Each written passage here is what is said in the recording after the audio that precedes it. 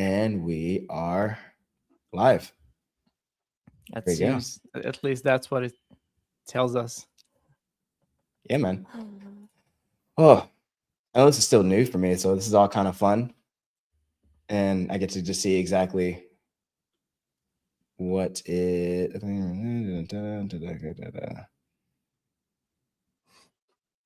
There's the first thing for everything. So Yeah. my On first Studio live, says I it's got cut off. live. So yeah, we are. We should be live. So Yeah. Studio yeah, says it's live. LinkedIn, I have to check personally, but so far, so good. I think everything's running. Either way, it'll be recorded. So whoever doesn't get to see it live will get to see it, the recording version on YouTube, and knock it out from there. But welcome, guys. Welcome to the show. This is going to be another episode of Hybrid Connections, and today we got Norbert on. And man, how you feeling? It's a good Tuesday. it's my second ever LinkedIn live. I was picking cherries 3 to 4 hours ago, and Have now I'm you? here. Yeah, for like we attended an event where you could pick them straight from the tree, and you could pay less than what you pay when you buy them. And Yeah, my girlfriend was wanna go. I'm like, why not? So we had some fun there. But now I'm here, ready to discuss whatever topics or questions you throw at me. So I'm I excited love that, about man. this. I got to visit Romania then, if that's the case. Picking cherries off of trees sounds like a Yeah, we date. have we have random events. We have all kinds of random events. You just have to find them on. I think she found it on Facebook. So yeah, Of course, Facebook, there's the place you find every and anything. exactly.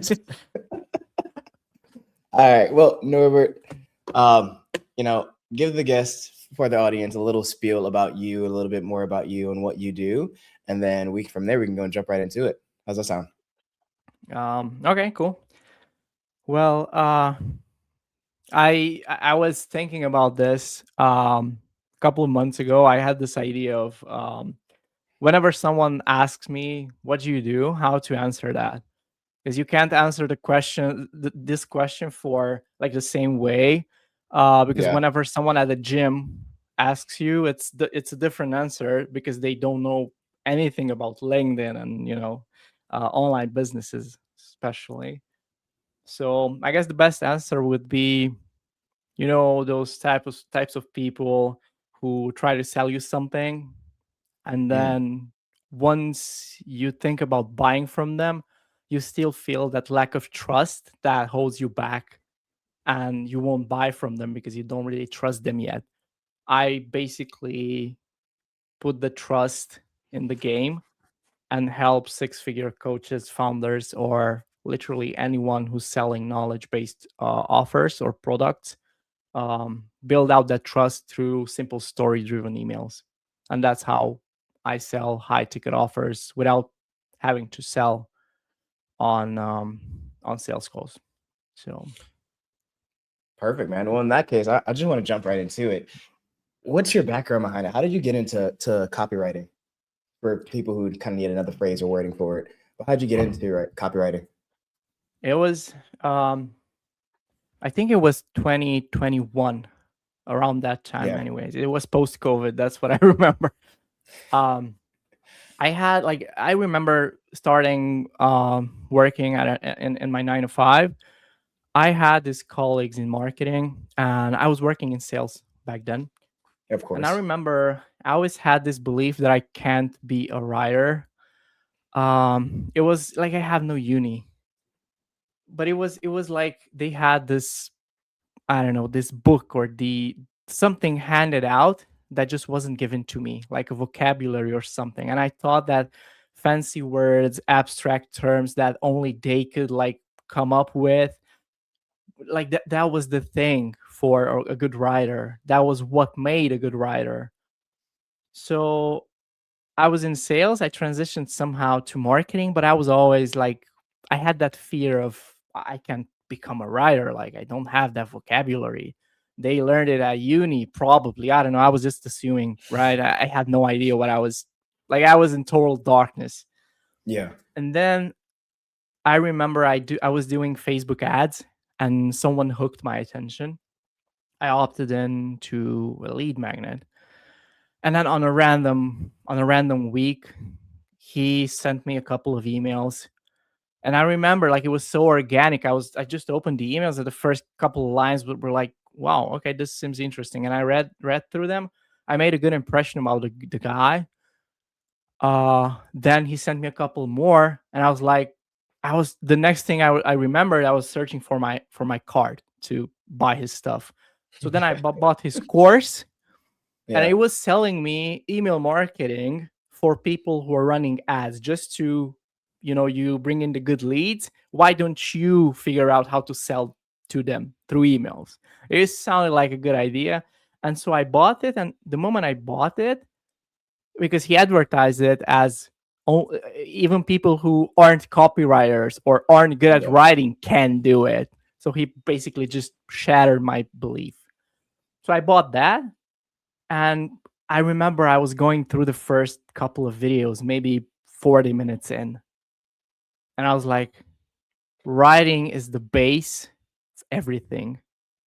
Video scripts, Facebook or LinkedIn posts, product description, whatever you see online and offline, Yeah.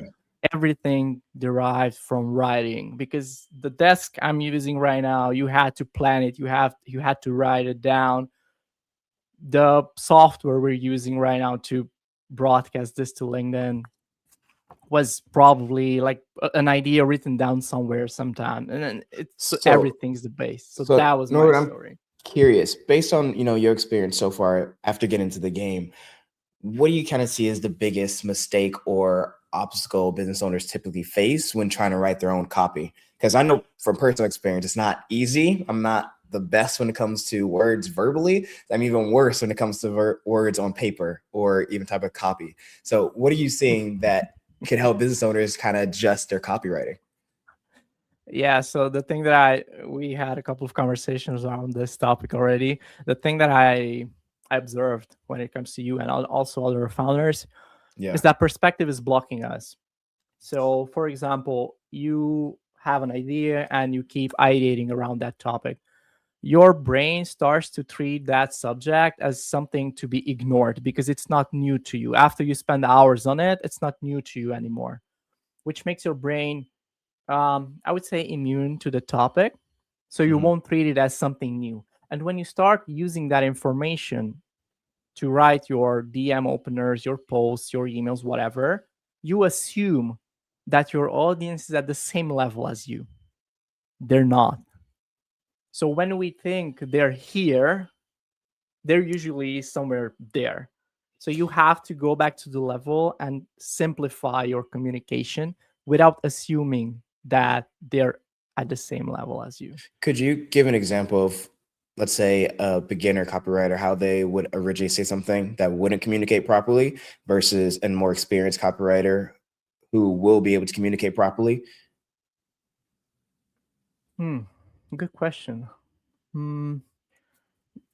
The most common mistake I see, and I'm not even sure I can say they're like beginner copywriters, but Mhm. people who aren't intentional with their writing, they use phrases that are super abstract, and people just like, when you read something and it starts making you question the thing you read instead of understanding it.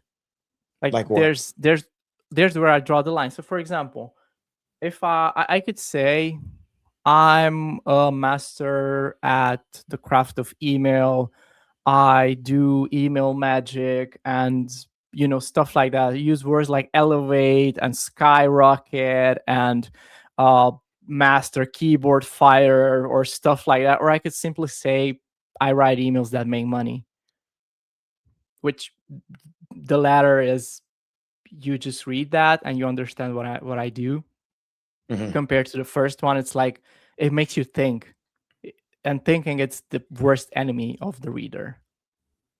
Got you. So for most people, they try to over exaggerate what they're trying to do or how they're trying to In not simple platform themselves, terms, but yeah, no, perform themselves. in simple terms, they just try to seem smart. So it's smart versus clear. So when you Gotcha. try to sound smart, you sound smart, but people have no idea about what you're talking about. And when you're clear, it's Mm, like they understand it. So because this is the thing, back to my example, I mhm. looked at these colleagues of mine, and they seem so smart. They used all those words, but then I realized that that wasn't good copywriting or good writing in general. When you open a website, no, a not different example. When you go to the doctor, that's my Yeah. favorite one, by the way. You go to the doctor, he looks at you, and he breaks it down so simply that you don't have any questions. You just look at him, you listen to him, and you understand everything. That's good copywriting. When they overcomplicate it and they use the complex phrases, you have more questions. Okay, what does that mean? How can I do that? What okay, like what does that mean to, right? It confuses you. Gotcha. So that's how I would break down. And when they can break it down simply, you trust them more, because clarity is is an important pillar of trust. Again, clarity is the most one of the most important pillars of trust. Gotcha. Okay. And so for business owners who have been on the fence about getting an agency or getting someone to do their copywriting, and they just want to, conserve money, they don't want to spend the budget, why would someone not need, but be more open to the idea of hiring a copywriter, hiring an agency to do their copywriting? What's it look like Mm, monetarily? Does it change the business? Does it give them more time? What's the benefits of that? I mean, yeah, it's a great question actually. It it just brought my thinking back to my old marketing self. When you open up a website, um, and you read the copy and it confuses you, you won't make the next step, which is signing up for something or buying something. If 1,000 people, let's say you're running ads, Yeah. you put $1,000 in ads, you get one, let's, for the simple example, 1,000 people with $1,000, which is $1 per person who lands on your page. If, let's say, 10% convert and buy your stuff, it's like you paid $10 for each person. And the copy on the website can influence how many people get to the next step. So if you could spend the same $1,000 for the same 1,000 visitors, but instead of 10%, you could convert 50%, that's the difference. So Would it if, yeah, no, go on. I was gonna say, what's been the biggest kind of improvement that you've seen when it comes to businesses in your copywriting? Like before they started with you and then after they started with you, what's been the biggest change that you've seen? Hmm, I wouldn't necessarily tie that to copywriting, to be honest with you, because Okay. I could tie that to what I'm doing now, which is emails. And the biggest change, one that I remember, was a client I'm working with since 2021. Yeah. They've been running webinars, which is like one of the main money making machines of online businesses, and even in 2026. And they had a couple of generic emails, the ones that pretty much just you open them up, you read the first line, and you know what they want. They want you to join their event. Uh, and those are like super generic. Nobody actually does what they um, ask, because it's like you open it up, you know, it's about another event, one more. What could be different, right? Nothing. You close it now, you just leave it there. So what we done here was to actually craft a couple of emails to invite the whole list, but not with generic emails, but with more storytelling emails. We lowered the guard of the reader by opening the email with a story, which had nothing to do with the event, but it had to do with the lesson that we wanted to teach them at the event. And so Mm, we crafted a couple of those. We crafted a couple of reminders, which were on the day we sent like 3 to 4 reminders, even 5. Can't remember. It was, I think, 2 years ago. And then after the event, we had a couple of emails. I think it was around 10, which were selling the thing that we promoted at the event. So from, and talking about the difference, from around 800 usual attendants who attended the past webinars, we brought up that number to 1,800, which was more than double, almost double. And when it comes to the sales, we sold around $35,000, and then we added like 12K in post event sales just from the emails. So at the event we had like 35, and then we added like 12 more, something around that. I can't recall the exact figures now. And the And open that's rate, I all thanks to assume, writing. it just skyrocketed. Um, I don't even like, whenever campaigns are going well, you don't really care about open rates, because in 2026 it's no, but it's not even accurate. So you have Mhm. all the blockers, all the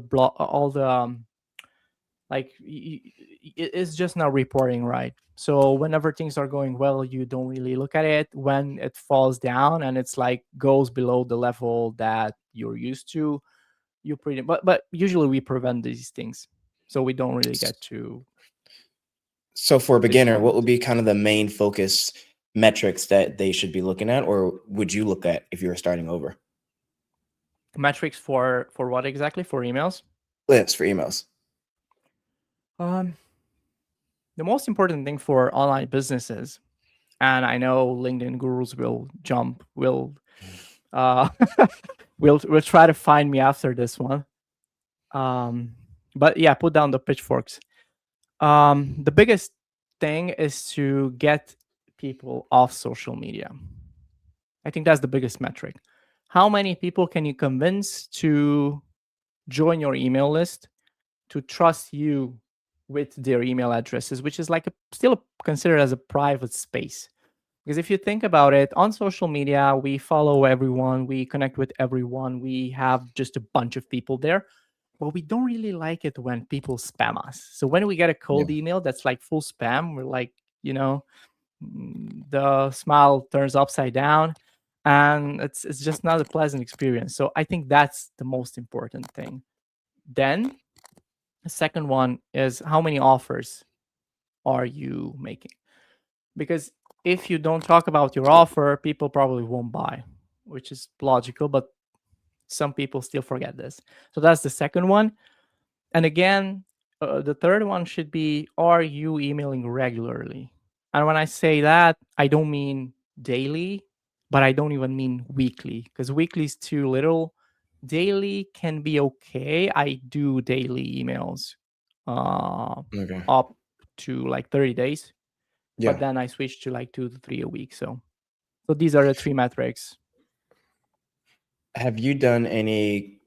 Does copywriting really affect outreach at all? I know we've talked about it from my personal experience, but does it affect outreach per se as well Hmm. outside of Yes. email? Yes.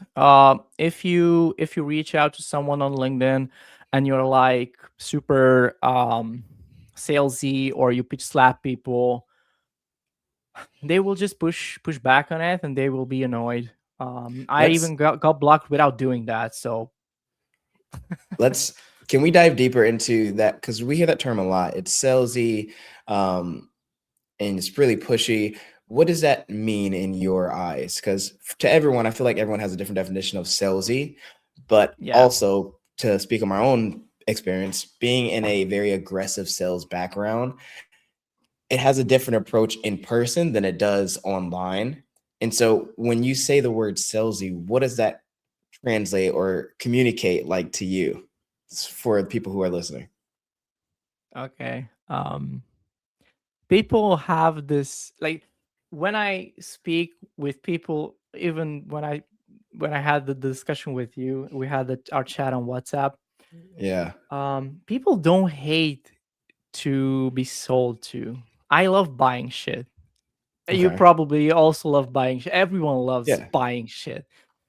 The difference is that if you walk downtown and you are like enjoying your music, or you're just walking and just looking at the buildings and whatever, you have a discussion with a friend, whatever, and someone comes up at you and they're like, "Hey man, I have this great apartment for sale downtown and it has like a 20% off. Are you into buying an apartment in the upcoming months?"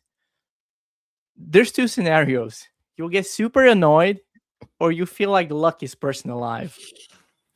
The difference is one word, it's relevancy. Mm. The other person who you're reaching out to has one question: what's in it for me? And this is really the base of marketing. Mm. Again, what's in it for me? So if you go there in his DM, his personal space or her personal space, and you start talking about things that they don't give a about, how will that person feel about that? So that's the equation I would give you. So it's not about being salesy. You should sell, but Mhm. selling, ice to To an Eskimos, Eskimo. or Yeah, yes, sand to whoever has a lot of yeah. sand. I don't know.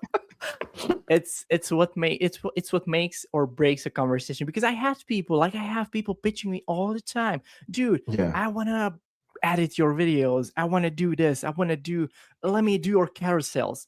I don't post carousels or whatever. Like, if it's a relevant thing, I'm like, okay, sure, show me what you have. Okay, how can you help me? Send me something, let me see. I'm So you're interested. saying qualify your prospects first before digging deep into the sales process. Being able to see Yeah, exactly if this is the right person to talk to before just trying to sell them what you're trying to sell yeah, them. yeah, exactly. And one golden rule that I follow with outreach when writing my emails or my client emails, my posts: never assume.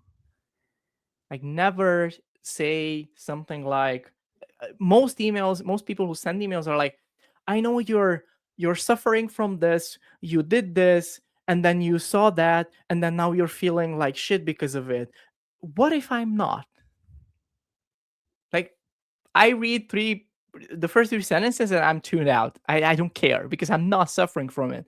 But if you tell me a story with someone who went through all that and how they Yeah. were feeling about it, I might relate to that person and I might think, oh, okay, I don't have that now, but I could have it if I do like that person. But at least I read the email, I process the email or the post, whatever, change the content to whatever you want. But at Yeah. least I process it, and then I'm closer to the person who sent it to me. If you start assume that I need. One guy DM'd me, he wanted to work for me. He was a Web3 developer. I don't know. I have an email ghostwriting agency, and he was like, "Dude, I want to work for you. I can do this. Should I send you my portfolio?" And I was like, "Wait a second, Let's what?" back up a little bit. Yeah, that was. Yeah, so I asked him a couple of questions. He couldn't answer them, so we just. Part of Yeah, ways. so relevancy. Yeah, exactly. So because they're different mediums, obviously email would be quote unquote long form content essentially versus direct DM would be more of a short form, again, content essentially. Basically the difference between YouTube video versus a LinkedIn or Instagram reel. How do you get across during a short form content of copywriting during the DM process? Because email, you have enough time in the process in order to build rapport or attach Mhm. emotion attached to it. But in a DM, it's so short, it's so quick, it's so brief. How are you able to get across value and also pique interest in a short phrasing or short ability? Okay. Mm, I think the the most common misconception when it comes to, like, the way you ask the question, short form versus long form. Mhm. I feel like people, like, you could be thinking, I should like I'm taking my shot now. I'm here. And with that one DM, I should bring the person here, which is the end line. In reality, you don't want to go from 0 to 100 in a single DM. You just want to go to the next step. So let me give you a quick example. I have people reaching out to me. Hey, man, I see what you're doing.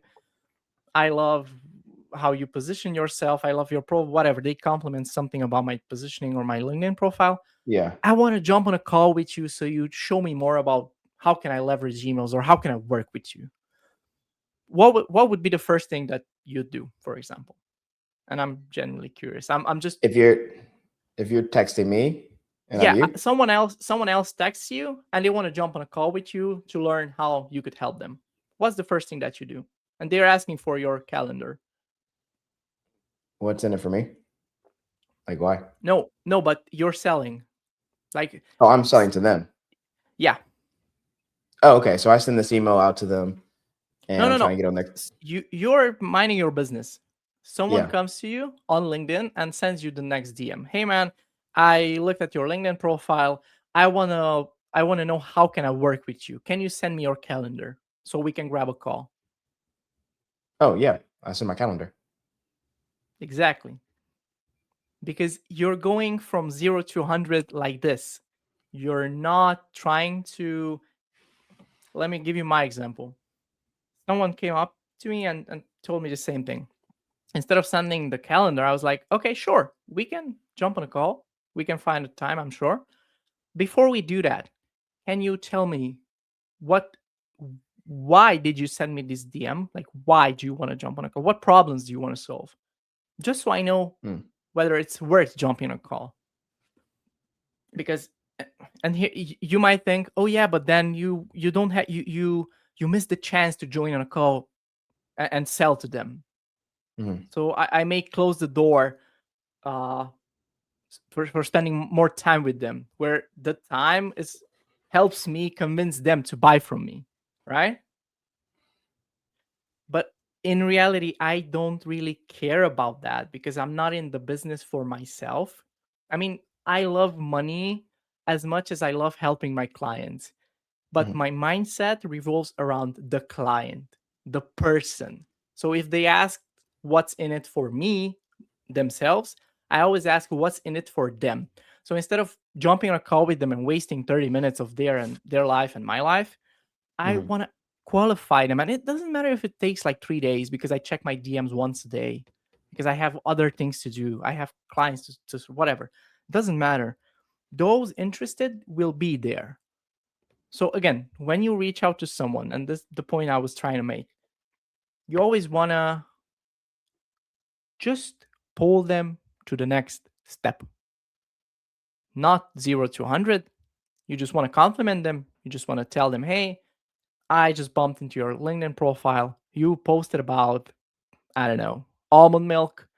And I'm so allergic to normal milk. I'm not, but for the context. And I loved your post. I would love to connect with you. It's nice to meet you. And then they reach back out. Hey, thank you for the. We all have egos. We like being complimented, right? I love it when people compliment me. You do it yourself. We're all like that. And then they'll reach out back to you and they'll see that you don't want to sell them. You're not looking for your own gain, which is again another layer of trust, but you're looking to compliment them and you're like, they don't have to, they can lower their guards because you're not a threat, even though you can force them to buy from you, but this is how we work. So not 0 to 100, always the next step. I would like to do something with you, if you're up for it. And this is literally just on the spot because obviously there's a lot of people who. Let me backtrack. I feel like when we give advice, we're very concise, and that can be a good and bad thing. Concise as in we bundle terms up into one singular word or singular advice that can be very broad and very generic, and it causes more confusion than it causes clarity. Like you said earlier, confusion over clarity. just because you want to be concise. You're But smart. correct. But when it comes to advice, I feel like it should be tangible, something that people can actually take action on. And it has to be with a certain amount of clarity so that they can actually make the steps towards going about your advice. So I say that to say, I would like to go through a copywriting kind of like breakdown with you for someone, let's say Okay. like for a painter who's trying to get Okay. business and he's trying to do an outreach. And so one side of this would be breaking down how would we break down like a DM, and the other side of this would be like how would you break down an email process, and just being able to go through Okay. that with you on kind of like a mastermind type class with you. I think that'd be really cool for people watching. Okay. Cool. What do you think? I'm down. Sure. Pick Okay. whatever you do. We stick with a painter? Yeah, let's start with the painter because it's generic, it's simple, it's something that everyone could use at some point in time in their life. And yeah, I think it'll be pretty straightforward. But we can. Would you like to start with the email, or do you want to go to the DM? Because I know email's your bag. No, I think we should start with I think we should start with defining what the value is, what they bring to the table, because this is something that I also do with my clients. Whenever they sign up and we start working, they're like, "Yeah, we're doing emails." No, we're not yet, because when you really, it's I don't really I do more consulting and brainstorming and like tweaking offers than I write emails. It's more like writing emails is just 20%. The other is like planning, thinking, brainstorming, and like coming up with ideas of how to position things. So the first thing a painter would want to do is see who am I painting to, or what am I painting? Because if we, I don't know what painters do in 2026. What? Let's say residential homes. Oh, okay. So family homes. Oh, I was thinking about the painters who like paint artwork. No, not those painters. Like house painters. Okay, cool. So again, back to the offer. Who am I? Yeah, I was confused for a second. So who am I serving? We're good. Who is my target audience? Because if I want to paint like luxury villas, my messaging and my reach outs would be totally different from the painter who serves like let's say condos, or like people owning smaller houses. So that's the first thing. You have to find the person who you want to sell to. Because let me give you an outreach example. If you're a painter looking to renovate, or painting is like a simple, but if we take renovations or working on a luxury villa, those people don't care about the color. They care about status. They care about being different from the crowd to differentiate themselves, so they can show off. Because if you look at like a big villa, you see Cristiano Ronaldo's villa, for example, has the CR7 logo painted all over, and it's branded and it's unique. It's just his. If you come and paint my wall, which I want to repaint, by the way, I wouldn't give a toss about, just make it look good, and like that's it. So this is a different, that would be different outreach. I never thought about that. Yeah, so that's the point. So again, when you want to build your email list, bringing this one step forward, you always want to know who you're talking to. And when you sign up people, or when you make people sign up to your email list, which is usually this happens with a lead magnet. So you give them something valuable in exchange of their information, and then the rest is they sign up, and then you can keep sending them emails. Then you don't want to have like a generic, you can have a generic sign up, like sign up to my newsletter and I'm going to send you one house that I painted and a picture of it every week, which is like super, it's abstract. They don't know what they're getting on the other side. It's not really value to them. Yeah, exactly. So like sign up to my newsletter because other 12,000 people are reading it. It's like, so what's in it for me? So that's why I'm always the adaptive of writing email courses, because I believe lead magnets should cover at least a couple of these things. So they should be valuable. They should be shifting beliefs. So when I say valuable, it's not, they can be homework sometimes in some cases, but more often than not, I would say I would advise you against it, because when you give homework, they'll download it, they'll give you their emails, and they won't do the homework. And then you send them emails and they stop opening it, and you mess up your reputation, and your emails end up in spam. What you want to Why do would instead, someone send homework when they should be giving value? because we misunderstand the term value. This is a different, should we go into the different topic now, or Yeah. No. So okay. I'm curious because again, we want to provide clarity. So because obviously it can be different. Some people might be going through this right now. And so in some people's head, they're sending out value, but in from other people's perspective, it could be homework. Is that what you're saying? When I say homework, Mhm. I refer to the fact, like, have you ever downloaded like a checklist or a to-do list or like a PDF that Mhm. had like, that's homework? What are the chances that once you download it, you actually put in the work to test those things out? Got you. I have a dozen of PDFs in my download folder, and I never touched them. Maybe I opened them one time, I skimmed through them, and then So like I'm like, yeah, how to ebooks. for example, yeah, that's pretty solid example. Got you. So Okay. so Continue. when I say value, a lead magnet should provide value, I refer to the point of strictly from a point of perspective of awareness. So I have a symptom. Let's say my head hurts. I have a headache. And I have no idea why that could be. So instead of downloading a checklist of how to fix your headache in 15 steps, which could be overwhelming, and or 10 steps, whatever, I Yeah. could I could download a lead magnet that explains to me why can headache appear when it comes to 30-year-old men, just to make it more specific, what to do in order to avoid it, and why should you do it now. So I know the symptom. I read the lead magnet, which can be one simple email. Again, not really long form. It's 200, 300 words, maybe 500 max, if Mhm. it's a good piece. And then I read that, and my belief shifted instantly. So instead of thinking, okay, I have headache, I don't know why, I now know, I'm problem aware. I know what can cause my headache.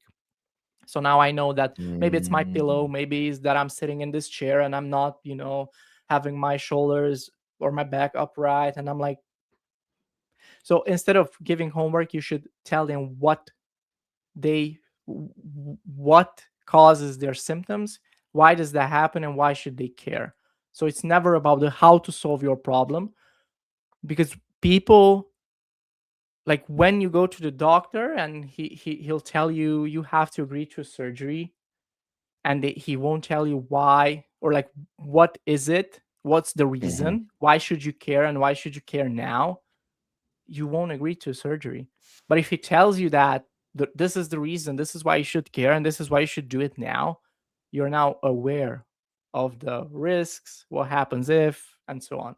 And now you'll be more inclined to listening to the how to solve the problem. Okay. So what causes the symptoms? Why should they care? And then why should they care, or why should they do it now? Yeah. Correct. I'm with you. So I like just this. a simple example that I'm using with emails. If you don't have a lead magnet on your LinkedIn profile and you're still rocking a classic book a call with me, you're losing leads. Leads land on your profile, even if it's optimized to the perfection. Some people aren't ready to buy from you right now. If you're not ready to book a test drive because you have 20% of the budget, or you're just not ready mentally, you won't book a call with someone, and they just leave, and then you lost them. Instead, you could have a low threshold entry into your world, and then they sign up to learn more. And in 3 months, they will be ready, or 4 months or 6 months, they will be ready. But if you don't do that, they will get lost and you will lose them forever. This is how I built Uh, awareness. This is my email course, which can be found on my profile, talks about the same thing. So it's like it builds awareness. What is it? Why should you care about it? And why should you, like, what happens if you don't do it? Just so people know, and then they can make their decisions. They can make their minds up. That's what you want to do. That's your role as the guide, as a founder. Show them all the cards. Give them all the information. Let them decide. So it's not push. It's always just pull. so for a painter, let's say his values, he's sending out an email saying, hey, it's probably that time or your kids leave the house, you're an empty nester, and you're looking to sell the house, you're looking to clean it up, paint it all new for the sellers to come in and it look amazing. That's what he's sending out as value. Typically, not typically, now that we have the value, does that sound accurate, by the way? Yeah, go on and I'll. Okay. So now that we're just going through the process of building out the email. So now that we got the value, where do we go next? Now he's like, okay, I got this. I'm going to send this out for like a lead magnet. Where do we go next? No, I think the lead magnet could be for a painter who paints houses, and it was a good example, by the way, with the kids, and you're trying to sell your house because your kids are leaving. Yeah, he can have a lead magnet of like how to double the price of your home. Maybe double, it's like exaggerating, but you get just for the sake of the example, how to double the value of your house just by investing $3,000, or how to double the value of your house if your kids leave or if you want to sell because of this reason without doing something. And then who maybe will have kids in the future, and when they leave me in my house alone and lonely, I'll think, okay, I was thinking about selling the house, but the value wasn't quite it. How can I double what? Can I double the price? Like how is that? So I go onto the landing page and then I read it, and it's like, yeah, without doing this, without doing that, without doing that, this is for people who are thinking about this. So it depicts my situation, and then I give them my email address, and then he introduces me to the steps. Usually everything can be broken down into 5 things. That's why I stick to 5-day email courses, because if you break things down, they're shorter, so they can read it easily. It makes a better impression because you talk only about one thing, and you can like the reader won't be confused. So then that's why I write in 5-day email courses, and then you can go through the values of like, okay, maybe it's the first thing buyers look for is this, and this can be covered if you repaint it, whatever that is. I don't know, I'm not a painter, but the point is that you want to expose the things that they don't know about the buyers, which is the final benefit. So the paint or painting a house is just the vehicle to the result that they're looking for. So again, I'm not selling. Like, people don't email to because they're authorities. They email to become one and to make money, obviously. But like, that's the point. It's just a vehicle that gets you there. But I can't talk about email cadence and how long should your email and how to write your email, like what makes it special, if they can't understand that it's a fine line between selling. And with emails, you can go from jumping on sales calls on 4, 5, 6 sales calls a week to just having people email you telling you, hey, I want to join your program. Can you tell me which one is the right one for me? And this literally happened. So just levels. I love all this so much. I'm not sure if you know, but this is like my business brain just nerding out about this, and this is fantastic. So we broke down, how you're able to give value, and for you, obviously, your bread and butter is through emails, so being able to break it up over 5-day emails. And so sticking on to the painter aspect of it, correction. Have we completed the email side of things? Just talk about how you provide value and being able to do that across 5 days. Yeah, I mean, that's the thing. I can't really go into detail because I specialize in Yeah, online yeah. businesses and knowledge, so I don't know what painters really do. My That's man why was I doing what they love were the doing. example. But Yeah, yeah. Okay, cool. So, all right, now let's talk about the DM side of things, the shorter side of things. How would you, if you're a painter, you're like, hey, I want to get high value homes who are, let's say, 1 million and above, and I want okay, to do large projects. How would you go about reaching out to people to get that interest? first and foremost, if we're still talking LinkedIn, I would have my profile optimized. So if someone lands on my profile, I would want to see them that I do this. And like if I don't have let's say I have testimonials and I have like 3 to 5 of them at least and some Yeah. posts talking about this. But if this is the case, I can just add people to my connection, to my network, and then once they accept me, I just reach out to them. If I want to sell and if I want to be more direct, I could just ask for permission straight up. So I could be something like, hey ma'am, I just thanks for accepting my connection request. I'm super glad we connected. I bumped into your profile. I see you have that huge house in whatever, Los Angeles. I love it. And you can ask like a question. May I ask a question? Is that type, I don't know, the some kind of house again, like some Yeah. details that you're genuinely interested in. Yeah. And then they answer, yeah, man, it is. And you can say, hey, I'm a big fan of these or whatever. Like, just make it real. And then when they answer, hey, yeah, thanks, it is. It actually is. And more often than not, they will open up with something extra. They will give you some details. Some of them will send you like a dead like, and that's it. Those people, you can't do anything about them. But those who will open up, you will have some information. And then if you want to go more directly, you can just ask for permission. Oh, that's cool. By the way, I don't want to, like, I'm not sure if this is for you. I added you and you seem like someone who could use this. I'm not sure if it is, but you'll tell me after. I'll tell you the details. But I'm doing this. So I'm paying houses, whatever, doubling the price, whatever, for people who want to sell in the next 3 months. Are you someone like that? Or could you use something like this? No worries if not. If so, can I send you some, or should I send you some details? Whatever the offer might be. And if they tell you, yes, I want to learn more about it, they just qualified themselves. And then you can like continue talking with them. If they tell you, no, I'm not selling right now, and if they tell you right now, you can ask, okay, when Yeah. are you selling? But if they That's tell when you, we no, get the I'm sales not planning to, process. Yeah. yeah, Yeah. yeah.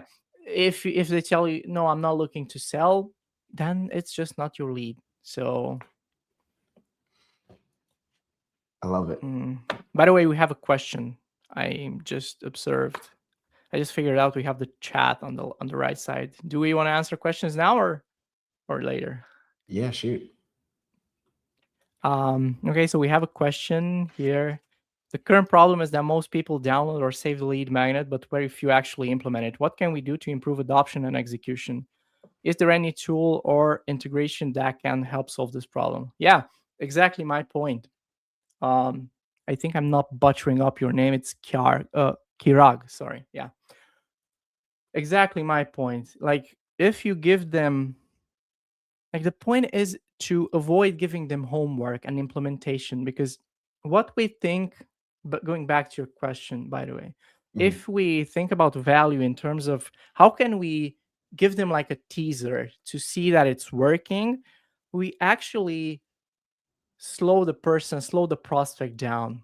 Because when someone feels that they can do it on their selves, they won't buy from you. They have no reason to, because they will try and continue implementing and experimenting with things they can find online.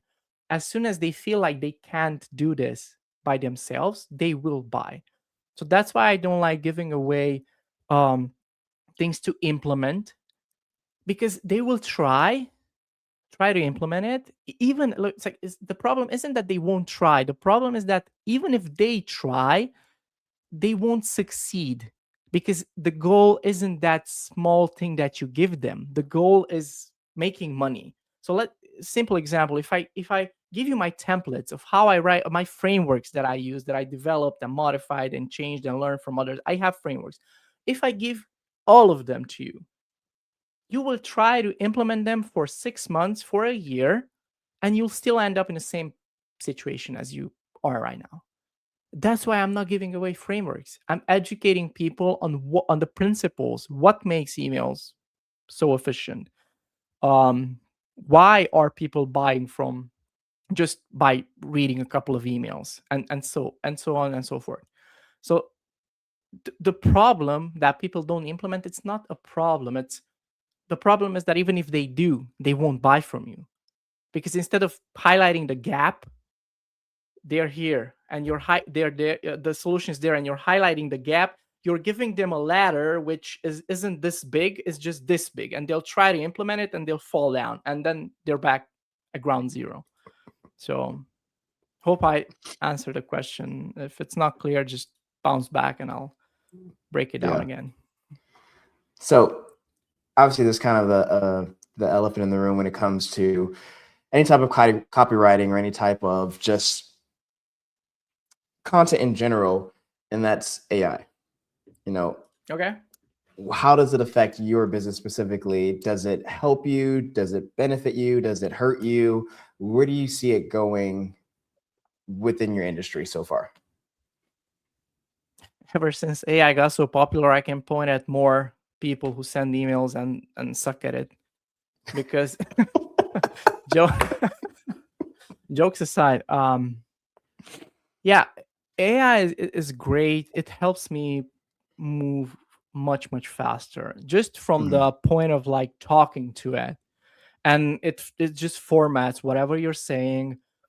You load up a skill, which you like. It's like with automating things, you have to work a lot in the beginning, and then it makes the process easier. So I invested a lot of time, a lot of effort.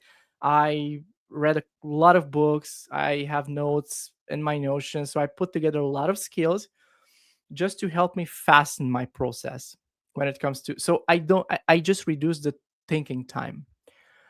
Now, how it affects my industry. I found that writing with AI, like giving or like expecting AI to write emails for my clients or for myself, is just a waste of time. Like I got to a point where I was wasting more time trying to figure it out with AI, instead of like sitting down thinking, not really doing it myself, but like at least writing the bones of the email.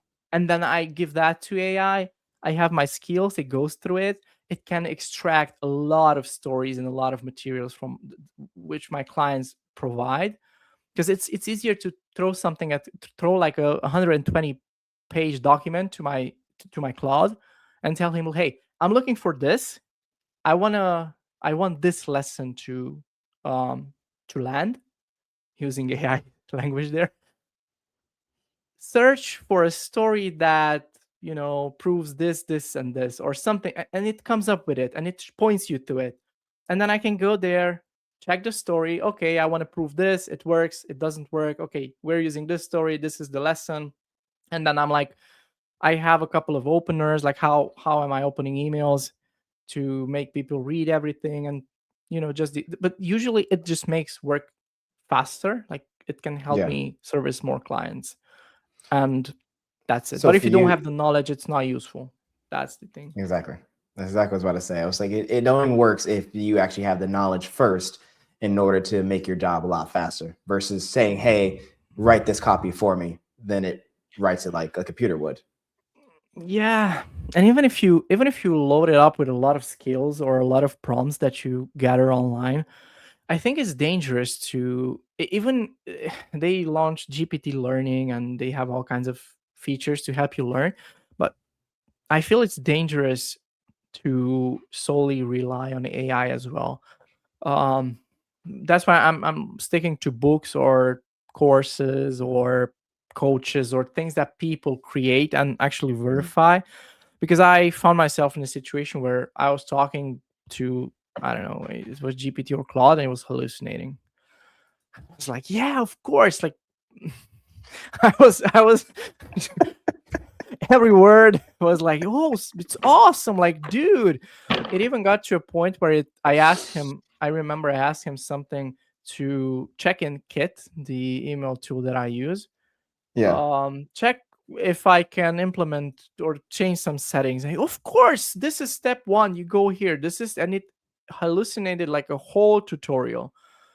And I was like, I'm sure that's not possible. Of course it is. You just have to go in and check it. And I went in, I checked it, and I'm like, dude, it's not there. Oh No, yeah, it's you're garbage. right. So yeah, exactly. So you have to, like, I would say when you're building your knowledge base, always try to like learn from either videos or buying stuff, books, courses, or paying coaches who know better to educate you on the base. Like you want to have like a bullshit filter, because AI Mhm. can fool you and it will fool you I think because it it fooled itself. yeah, exactly. And then if you believe what it tells you without you knowing what you're doing, it's like it's easy to fall prey to. uh, yeah, again, I've been through it. It fooled me a couple of so yeah, don't rely on it. You have to know your shit before it can really help you make your job faster. So Love it. Well, Norbert, as we start to kind of dwindle down to the closing of this episode, I just want to pick your brain and just figure out where you are, man. I want to figure out, where you're going, what you're looking to accomplish, what goals you're looking to hit, just to better see how I can help you in your venture. Because this has been a fantastic episode, and I'm not sure thank you, if man. you experienced that, but at least from my end, I know this has been awesome for me. And so I just want to know, where are you looking to take your business? Let's say in the next 3-5 years, what targets are you looking to hit? Who are you looking to meet? Who are you looking to connect with? What's it look like for you? Hmm. Next 5 years, I have no idea, and I'm quite frank with you, just because I feel like the way the world works right now. 5 years ago, I told myself, I just posted about it. 5 years ago, I told myself something, and I'm like in a total different spot. So I feel like the only thing I know is that right now I'm fully booked. In reality, I have one client surplus, so I'm like trying to implement everything that I promised to deliver. So I'm working Mhm. overtime right now. And what I'm looking to as like short term, I promised recently on LinkedIn that I will try not to gatekeep information anymore, even though I was doing it subconsciously, which is I'm still ashamed. But Happens. I will be doing more live events. Mhm. So I will soon host a workshop. I still don't know the date. I have people waiting for it already. I think I have like 6 or 7 people already on the wait list. I still don't have the bones. I just have an Yeah, idea and I know what I want to talk about. I need to like craft everything I'm around with that you. event. Yeah. And in 3 years, I think like I really going back to the story that helped me realize that writing is my stuff. Education helped me find my purpose in life. So I'm just looking to help founders do the same with other people. So even if they are LinkedIn coaches and they help people sell through LinkedIn and build their dream businesses, even if I'm working with public speaking coaches who help people get to their dream goals by speaking, or I'm working with, I also have like a physiotherapist client who's helping people get pain free again through digital products. So I just want to help people reach their dream goals, their desires through emails. That's my main goal. If you want me to like pin No, you like don't a have to. No, no. I specific was just goal, curious. No, no, no. I was just curious. Because again, the whole point of for me building this platform, building um, these conversations is to be able to connect more. Again, I was yeah. not the biggest extrovert. I was not the biggest, relationship builder type individual, but this has allowed me to connect my love for business and my relationship with my friends and try to create it as one. And so me being able to see how I can help the people that I'm working with, it gives me a purpose. It gives me a reason for continuing and pushing forward with hybrid connections. Just because, again, it's thinking outside of myself. It's thinking about the person in front of me. And it also allows me to learn about you. I get to see exactly what your lens is, where you're looking to go, and then how we can go hand in hand and attack that together. Because Mm, this is a team sport, unfortunately. yeah. Individually, we work. Individually, we push together. But for me, I'm starting to learn that life it's a team sport, and so I want to rock it out the best we Mm, can. yeah, I don't like coming back to what you just said. I'm reading the book, The Daily Stoic. I actually can show it off so people I don't love that. Yeah, see. yeah. Yeah, I'm not lying, so I have it here. And actually, today, the lesson was quite about that, asking for help. You said it, life's a team sport and you can do it alone. And the lesson it was emphasizing on today was ask for help whenever you need it, because it's not, you don't have to be ashamed. And the example it was giving, again, a good story that can hook you to the lesson. When you were a baby, you required help to survive, and it's the same now. You have friends, you have family, you have peers, you have LinkedIn friends. Even I reach out to a lot of them and they reach out Yeah. to me as well. We help each other because that's like, that's just the game. If you don't help or and get help, uh, business isn't even if it's lonely sometimes. It's better to play it with friends or like a teammate. Or so yeah, I'm totally down with that. We're playing single player, just next to each other. Yeah, exactly. Exactly. And you can join every community you want. Like, doesn't Yeah. matter what community you join. It's cool and it's great to join communities and have like-minded people around you. That's one of my goals. What was one of my goals in 2026? I'm traveling more to meet more LinkedIn people live. But even Me even too. even That's my even goal. if that's the case, at the end of the day, you're you put your head onto your own pillow alone, or with your partner who has nothing to do it with business. But you have to figure it out yourself, and asking for help, it's really, uh, it's just a tool in our arsenal, so Absolutely. we should use it. Absolutely. Well, Norbert, I know I usually have a specific question I ask my guests at the end of the episode, but I'm gonna tailor just a little bit more because of our conversation today. Okay. If you were to leave one last message for the new business owner or even the experienced business owner on how they can grow, develop, or even just a simple message that comes from your head that you think people should know, what would that message be?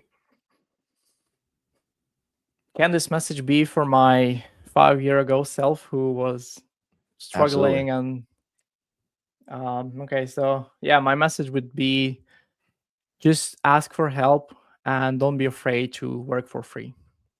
Because when you ask for help, people like me who have established businesses might not have the time to help you. But if you offer something for free, you offer your help and you just don't give up, someone will open up. And the insight someone that's 5 years ahead of you, or even just 2 to 3 years ahead of you, the insight a person like that can give you in 10 minutes, not an hour, 10 minutes, it can change your business trajectory. So just don't be afraid of asking for help, and don't be afraid of working, I wouldn't say for free, but in exchange for information. So For that's experience there. too. Yeah, for experience. I'd said information and knowledge because it goes back to what we were talking about with the awareness Mm. stages and like the darkness, and you have to know the problem to solve the solution. So yeah, there you go. That's my, was it good? Was it all right?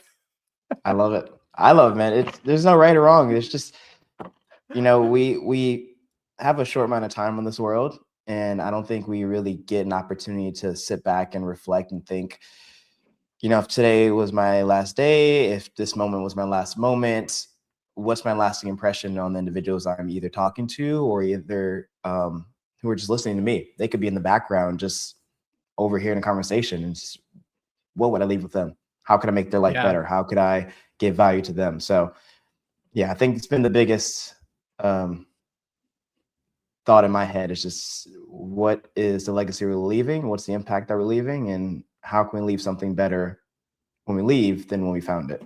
So I love it. Even when you just leave the room, Yeah. like, how can I leave the room with more value as before I entered. So 1000%. yeah.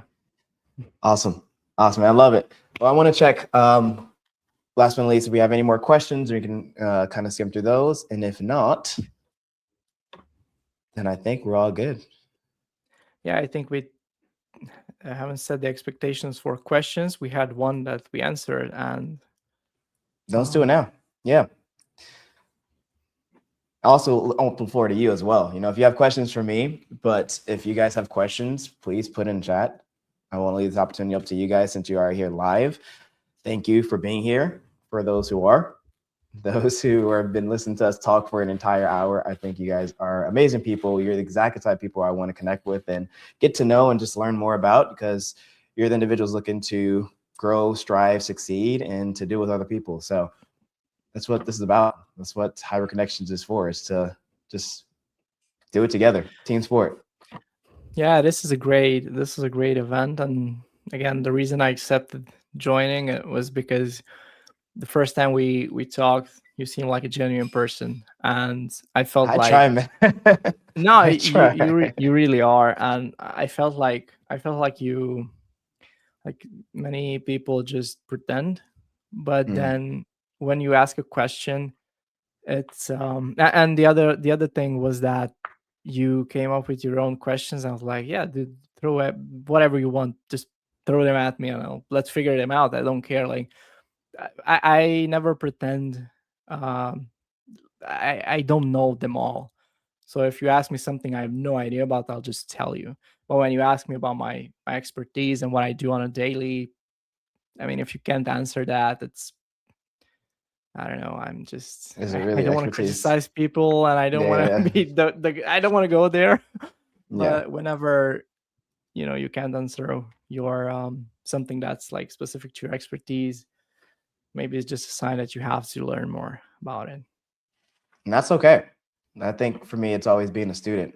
You know, put your head down, stay humble, get to where you need to go. And if you need to, like you said, ask for help or just learn a little bit more, that's fine. Because I think it's the ego that stops us from getting to where we want to be. So, yeah. Awesome. All right. If we don't have any more questions, Norbert, I appreciate you, man. It's been an Thank you honor. for having me. And I'm looking forward to building a strong, long-lasting friendship with you. And to anyone else who's listening, thank you guys for attending. Thank you guys for showing up. I would like to do more of these. I've, again, never done LinkedIn Live, and I like it. So I would hopefully like to do more of these in the future with more guests and just slowly growing. I have no top tier goals for this, but I do enjoy building the connections and having you guys get to gain from the experience. So yeah. Thank you for With having that me, being man. said, absolutely, man. I appreciate you. Everyone else, I will see you. Oh, wait. One. Okay, it's just a comment. All right, we're good. Everyone else, I'll see you in the next one. Peace. Cheers.